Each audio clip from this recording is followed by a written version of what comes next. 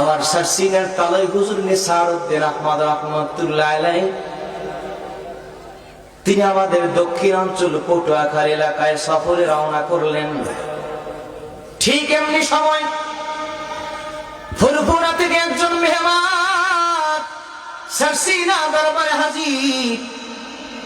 কি যেন মেহমান বলতে চান, সে তো পীরের বাড়ির মেহমান, ওদিকে সফরেও রওনা করেছেন, তাও তো যেতে হয়। মেহমানকেও তো মেহমানদারে করানোর ব্যবস্থাও করতে হয়। কথা কম,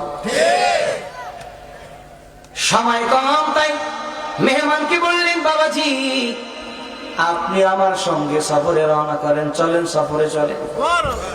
একদিন না, 2 দিন না, দীর্ঘ 28 দিন পরে আবার সফর শেষে যখন সারসিনা দরবারে আল্লামা শাহ সুফি নিসারউদ্দিন রহমাতুল্লাহ আলাইহি যখন ফিরে আসলেন, ফুরফুরা সেই মেহমানকে তার কাছে সালাম জানালেন, হাজির হলেন, জিজ্ঞেস করলেন, বাবাজি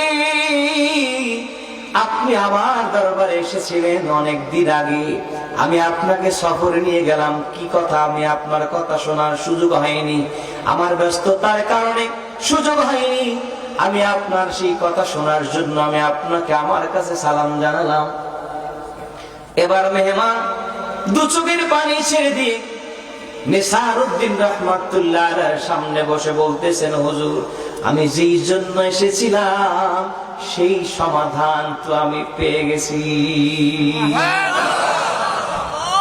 বলে কি জন্য এসেছিলেন? বলে হুজুর আমি আমার পীর আবু বকর সিদ্দিক আল কুরাইশির কাছে গিয়েছিলাম, হুজুর আমাকে একটু ওজিফা বাতলায় দেন, ওজিফাটা আমি আদায় করলে রাহমাতুল লিল আলামিনের নূরের চেহারা মোবারক দেখে আমার জীবনটা ধন্য হবে, আমাকে এমন একটা ওজিফা বাতলায় দেন।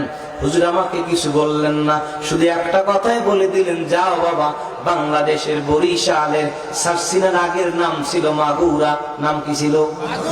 এ বাবা যাও, ওই বাংলার জমিনে মাগুরা আছে আমার বাবা নিসারউদ্দিন, যাও তুমি তার সোহবতে যাও, তোমার মনের কথা তার কাছে গিয়ে শেয়ার করো। হুজুর আমি আসলাম কথা বলতে চেষ্টা করে, কিন্তু আপনি ব্যস্ত ছিলেন, কথা বলার সুযোগ হলো না, আপনার সঙ্গে এমনি সফরে চলে গেলাম। প্রতিদিন আপনি শান নামাজের পরে ভক্তদেরকে তালিম দিচ্ছিলেন, রে বাবারা এশার নামাজের পরে নিয়তের সাথে মহাব্বতের সাথে নবীর দিদারের আশায় নিয়তের সাথে 100 বার দরুদ শরীফের ওজিফা আদায় করবা। কতবার? বলেন আওয়াজ করে বলেন, কতবার? আওয়াজ করে বলেন আব্বা, কতবার? 100 বার নবীর মহাব্বতে দরুদের ওজিফা আদায় করবা। ভাগ্য যদি ভালো হয়ে যায় মদিনার কামলিওয়ালা রাহমাতুল লিল আলামিনের সঙ্গে জিয়ারত হবে। হুজুর